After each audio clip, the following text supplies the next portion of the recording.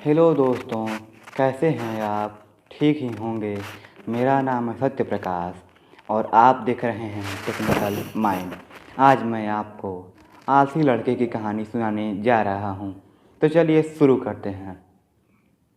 एक समय की बात है, एक छोटे से गांव में एक लड़का रहता था जिसका नाम श्याम था। वह लड़का बहुत आलसी था। वह अपना गृह कार्य भी नहीं पूरा करता था और पूरे दिन खेलता और टीवी देखता रहता था।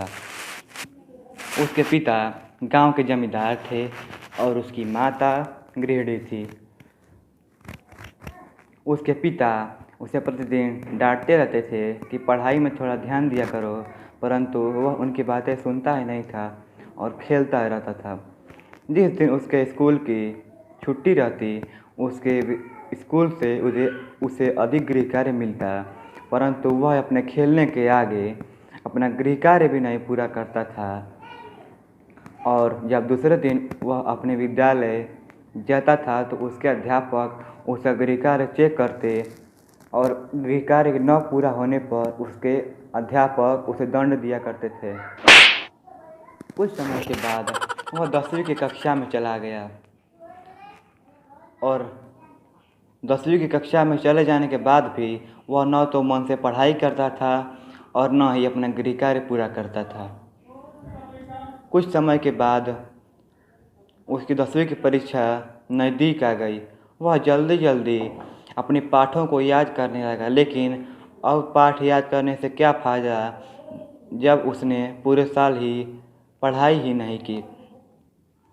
वह बहुत चालाक था। वह जानता था कि हर साल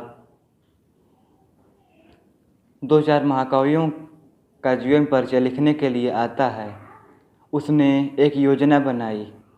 उसने अपने कापी से एक पृष्ठ फाड़ा जिसमें तीनों महाकवियों का जीवन परिचय लिखा था और उसके 3 टुकड़े कर दिए। और उसके दूसरे दिन उसने अपने उन 3 टुकड़ों को जूते में और पैंट में रख लिया। वह जानता था कि मैं स्कूल पहुँचते पहुँचते भूल जाऊंगा कि किस कवि को किस जूते में रखा है। वह जल्दी जल्दी अपनी हथेली पे लिख लिया कि मीराबाई पैंट में, कालिदास बाएं जूते में और कबीरदास दाएं जूते में, और लिख और रह कर अपने स्कूल चला गया। और जल्द ही उसकी परीक्षा शुरू हो गई। वह सबको देख रहा था और सब लोग अपना प्रश्न पत्र हल कर रहे थे। तभी उसकी नज़र प्रश्न पत्र पर पड़ी जिसमें तीनों महाकवियों का जीवन परिचय लिखने के लिए आया था, जिसको उसने अपने जूते में रखा था। वह सब कुछ भूल कर अपने हथेली पर देखने लगा कि किसको किस जूते में रखा है। तभी उसके अध्यापक की नज़र उस पर पड़ गई और वह बोले, खड़े हो जाओ श्याम। वह हाथ ऊपर करके खड़ा हो गया। वह बोला, देख लीजिए सर, कुछ नहीं लिया हम। उसके अध्यापक की नज़र उसके हथेली पर पड़ी और बोले, श्याम ये क्या लिखे हो? तो उसने कहा, कुछ नहीं सर, देख लीजिए। तो उसके अध्यापक बोले, ज़रा अपने जूते निकालो। वह जब अपना जूता निकाला तो उसमें से कुछ टुकड़े निकले जिन पर महाकवियों का जीवन परिचय लिखा था। उसके अध्यापक उस पर इतना क्रोधित हुए कि उसे स्कूल से निकाल दिया गया और वह 10वीं की कक्षा में फेल हो गए।